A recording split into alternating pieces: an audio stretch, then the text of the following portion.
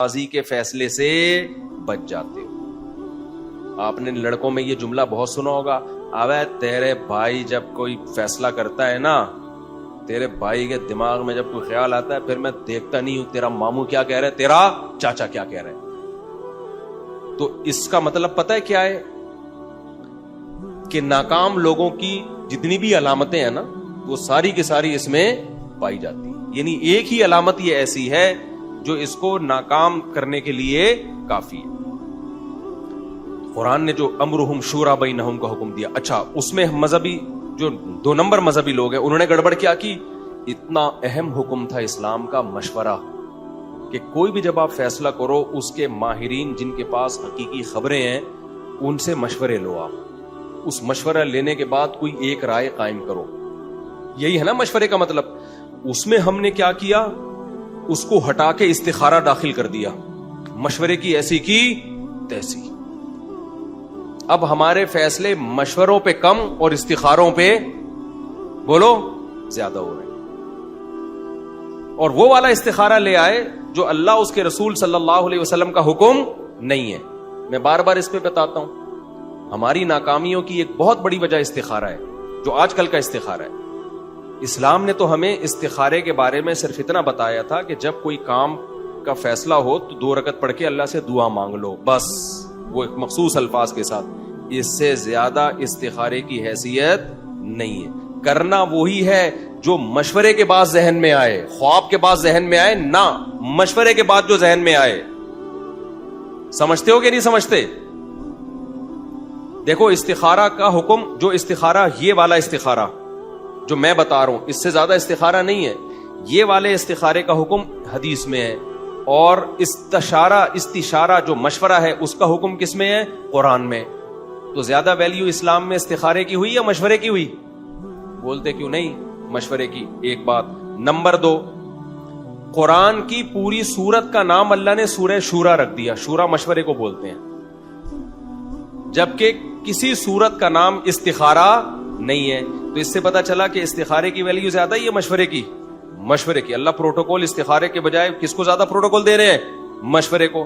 Number 3، اللہ نے کہیں بھی قرآن میں یہ نہیں کہا کہ اہل ایمان اور جنتیوں کی علامات میں سے ہے کہ ہر کام سے پہلے استخارہ کرتے ہیں وہ، بلکہ لیکن قرآن میں یہ ہے کہ جو اہل جنت ہیں، سورہ شورا میں آپ دیکھو ان کی صفات ہیں کہ وہ نماز قائم کرتے ہیں، وَأَمْرُهُمْ شُورَى بَيْنَهُمْ، اہم معاملات مشورے سے طے کرتے ہیں، وَمِمَّا رَزَقْنَاهُمْ يُنْفِقُونَ، اور جو رزق ہم نے دیا اس میں سے خرچ کرتے ہیں۔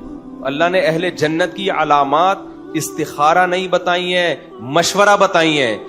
اس سے پتہ چلتا ہے کہ جلد بازی سے فیصلے کرنے والے اہل جنت میں سے نہیں ہیں، کیونکہ استشارہ جلد بازی سے روک دیتا ہے آپ کو، مشورہ کس سے روک دیتا ہے؟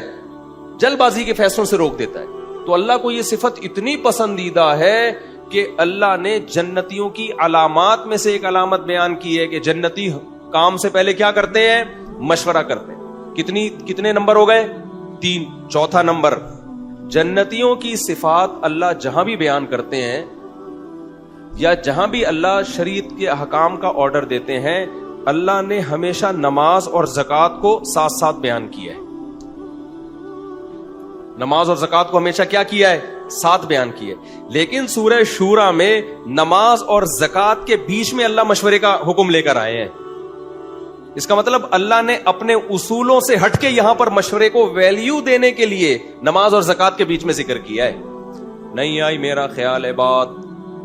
یہ چوتھی علامت ہے کہ اللہ کی نظر میں مشورے کی اہمیت استخارے سے صرف زیادہ نہیں بلکہ، ادھر توجہ کرو نا بھائی، بہت زیادہ ہے۔ 5ویں بات، اگر مشورے کے بعد آپ نے فیصلہ کیا اور نقصان ہو گیا تو قرآن کہہ رہا ہے پھر بھی مشورہ ہی کرنا ہے۔ غزوہ احد میں نبی صلی اللہ علیہ وسلم نے مشورہ کیا کہ مدینہ کے اندر رہ کے لڑنا ہے یا مدینہ کے باہر۔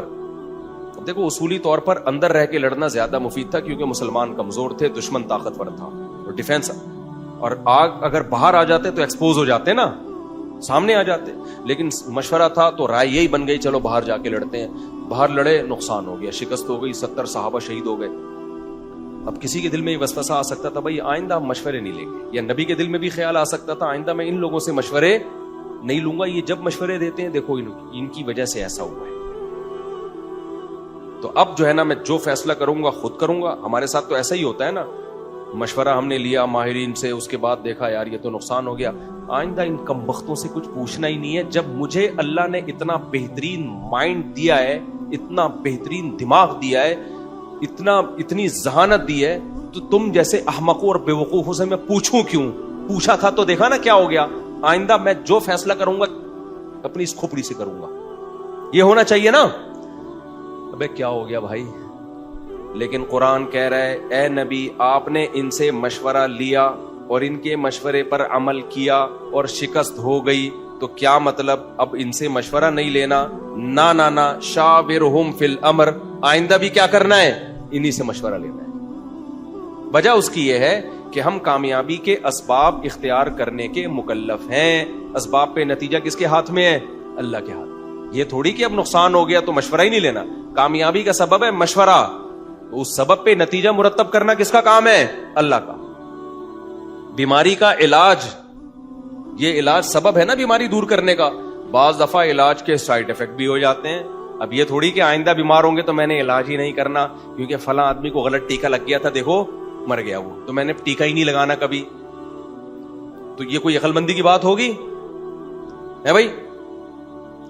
تو یہ پانچویں فضیلت ہے مشورے کی، کہ ہمیں اسلامی تاریخ میں اس کی مثال ملتی ہے کہ مشورہ لے کر عمل کیا گیا، نقصان ہوا، پھر بھی اللہ کہہ رہے ہے کیا کرنا ہے؟ مشورہ۔ اتنی اہمیت استخارے کی ہے اسلام میں۔ استخارے کی بھی بڑی ویلیو ہے۔ حدیث میں آتا ہے جو استخارہ کرتا ہے نامراد نہیں ہوتا، لیکن اس حدیث کا مطلب یہ ہے کہ بشرطے کے مشورے کے بعد استخارہ ہو۔ سمجھتے ہو کہ نہیں سمجھتے؟ اور استخارہ سنت کے مطابق، جس میں نکلتا وکلتا کچھ بھی نہیں ہے، کیونکہ اگر نکالنا ہی ہوتا اللہ نے پھر مشوروں کا حکم کیوں دیتا؟ اللہ کہتا ہے خواب میں نیلا پیلا آ جائے گا تو مشورہ لینے کی کیا ضرورت ہے؟ میں تمہیں خواب میں پیلا ہرا آ رہا ہے تو اس کا مطلب پازیٹو، ہری بتی پہ چل لو نا، اور لال بتی پہ گاڑی روک لو۔ تو اگر لال آ رہا ہے اس کا مطلب نہیں کرنا، ہرا آ رہا ہے تو اس کا مطلب کرنا ہے۔ تو اگر اللہ ہی نے بتانا ہوتا استخاروں میں تو پھر اتنی اہمیت سے اللہ استشارے کا اور مشورے کا حکم کیوں دیتا؟ تو اسلام کی یہ کس قدر بڑی خوبی ہے کہ وہ ہمیں میچور کر رہا ہے اور کہہ رہا ہے اہم کام کرنے سے پہلے آپس میں بیٹھ کے مشورے کرو۔ مشورے سے کیا ہوگا؟ اس کے پازیٹو نیگیٹو تمام پہلو تمہارے سامنے آ جائیں گے، جلد بازی میں فیصلہ نہیں کر پاؤ گے۔ اس کے پازیٹو بھی دیکھ، جیسے نبی صلی اللہ علیہ وسلم اگر بیت اللہ کی چار دیواری بڑھا دیتے، ایک پازیٹو کام ہو جاتا کہ ہمیں یہ تقریر نہ کرنی پڑتی بھائی اصل میں وہاں تک ہے یہاں تک نہیں ہے، لیکن اس کے نیگیٹو بھی تو ہوتے ہیں نا۔ تو آپ صلی اللہ علیہ وسلم نے سوچا بھائی فائدے زیادہ ہیں یا نقصان زیادہ ہے؟ تو مشورے سے کیا ہوگا؟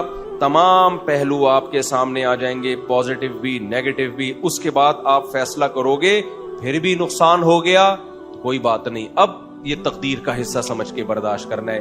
ہم جو کچھ کر رہے ہیں، یعنی یہ اسلام کی کتنی بڑی خوبی ہے نا، ہمیں نقصان سے بچانے کے لیے کیسا بہترین پیکج دیا۔ لیکن آپ کو پتا ہے استخارے کون کرتا ہے؟ لبرل سیکولر لوگ کرتے ہیں یا مذہبی لوگ کرتے ہیں؟ تو مذہبی لوگ کرتے ہیں نا، اور استخارے کی وجہ سے مشورے کی دھجیاں اڑتی ہیں۔ تو پتہ یہ چلا کہ جو مذہبی لوگ لوگوں کو موٹیویٹ کرتے کہ غور و فکر کے بعد فیصلہ کیا کرو، وہی مذہبی لوگ جلد بازی کے فیصلے کروا رہے ہیں استخارے کے ذریعے۔ سمجھ میں آ رہی ہے بات کہ نہیں آ رہی؟ تو ہمارے ہاں مذہب کا صحیح استعمال کم ہو رہا ہے، غلط استعمال زیادہ۔